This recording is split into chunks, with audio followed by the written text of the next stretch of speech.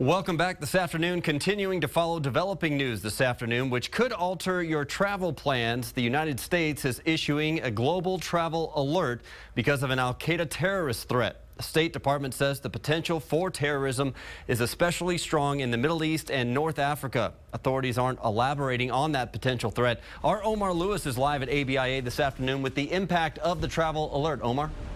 That worldwide warning just came down earlier this morning, Brian, and they're warning people that are coming to places like here at ABIA to be aware of their surroundings in hopes of stopping a potential terror plot that could exist. Now, they also want people to know that this terror plot could happen at a lot of different transportation places, so they want to give you a list of those places that you should be aware of your surroundings. They say that there is the potential for this to happen at different public transportation systems, as well as tourist places, destinations that tourists go to, as well as subways and rail systems. And they also say, keep in mind that this is could happen at airplanes or on ships. Now, they also are telling us the places that these potential attacks could come from. Take a look here at this map that we just pulled up for you. They say that this potential attack could happen where places with high alerts, like in the Middle East and North Africa, and that this attack could occur or come from the Arabian Peninsula. Now, the U.S. State Department says they are working to identify more details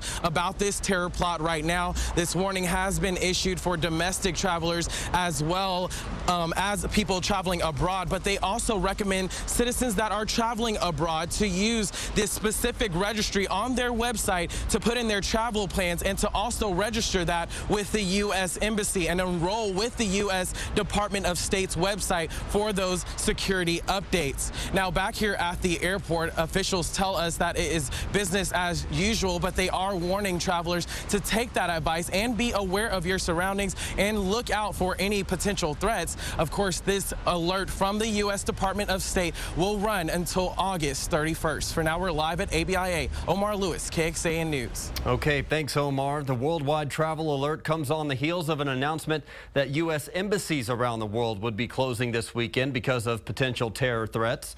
NBC's Andrea Mitchell has that part of the story. Announcing the closing of all U.S. embassies normally open for business Sunday, largely in the Middle East and North Africa, State Department officials cited a security threat. The department has been apprised of information that, out of an abundance of caution and care for our employees and others who may be visiting our installations, that indicates we should institute these precautionary steps. U.S. officials tell NBC News the closures are in response to al-Qaida-related intelligence, specifying a period of time beginning Sunday, August 4th.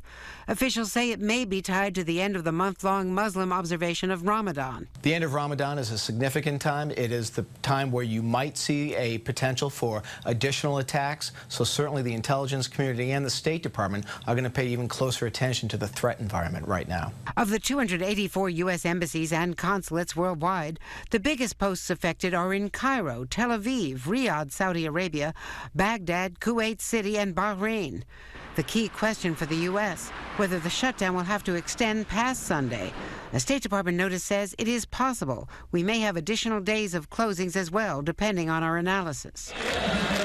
Amidst ongoing turmoil across the Middle East, from Cairo's Tahrir Square to the civil war in Syria, and past attacks on U.S. diplomatic posts, from Benghazi, Libya last year, to Kenya and Tanzania in 1998, and Beirut back in 1983.